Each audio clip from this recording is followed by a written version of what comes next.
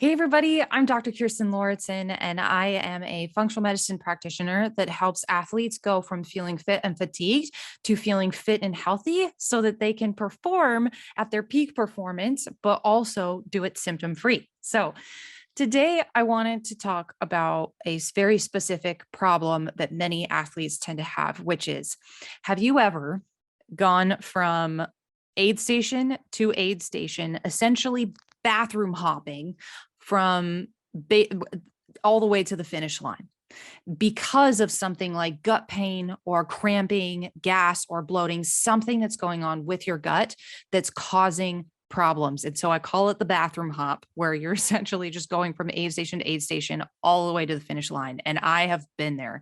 I've done this. I've had this issue in races, and it is not fun. And it's not fun for many different reasons. First off, it doesn't feel very good. But second, it can cost you to to have a DNF where you didn't finish a race. Like literally, it can make athletes pull out of a race because they are so uncomfortable and it's so severe. But it also, especially when you do that bathroom hop and you make it to the finish line, what ends up happening is, like, I know for myself, like, I looked back on that race and I felt like I just didn't really get to perform at the level that I knew that I could, because I spent minutes in the porta potties. And it's so frustrating. And here's the thing, like, for a lot of us and for a lot of athletes, like, the reason why this GI stress happens is because the fuel sources and the hydration strategies that we're told that are supposed to work for us are actually causing more inflammation and more stress on our gut even before you show up to the race. And this is the thing. Some of your nutrition, some of your fuel sources are leading to inflammation of your gut, which is then causing something called intestinal permeability or leaky gut.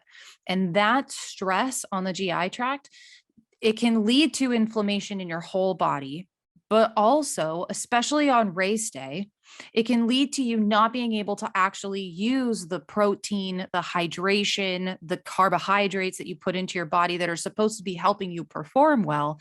It can actually lead to you not being able to use those fuel sources very well. And it can cause even some more dehydration along the way. The other thing that can happen too, especially with GI issues, and if you've had these before, what some athletes will do is they will essentially take the performance hit and not fuel at all for race day, and or they just won't eat a whole lot the day before and the morning of, and it just leads to feeling super fatigued as you get towards the end of the race, whether that's a marathon ending up at mile 18 or mile 20 and just feeling that, like, severe fatigue, a lot of pain that's just so hard to get to the finish line, or can lead to, on a triathlon, getting off the bike and getting to the run and just feeling like it's just you're dragging lead feet all the way to the end.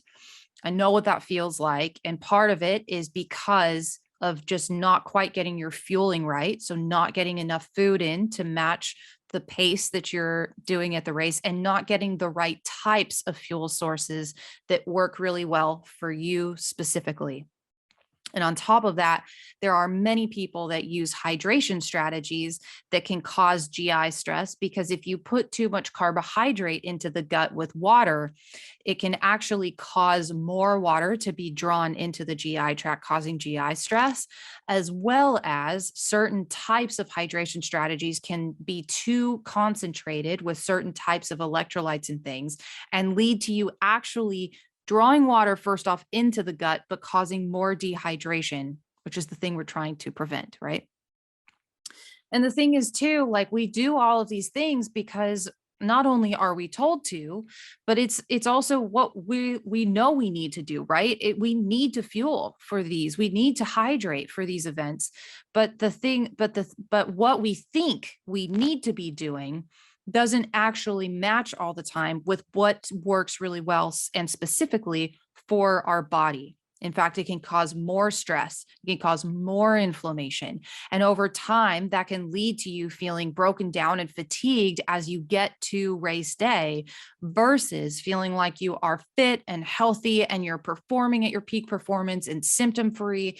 And you're having those race days where you don't have any GI distress and you're actually seeing the benefits of your training showing up on race day. So here's what you can do. You can go to learnwithdrk.com and I will show you step by step how we are going to get you from feeling broken down and fatigued to feeling like that fit and healthy athlete that can accomplish your goals of that. If it's a 9 to 10 hour Ironman, or if it's doing a 2 to 3 hour marathon, 3 hour marathon most likely, or maybe it's a 2 hour half marathon, whatever those goals for you are, we can help you do that and get you there symptom free and feeling exactly like you want to be on race day. So go to learnwithdrk.com and I will see you there.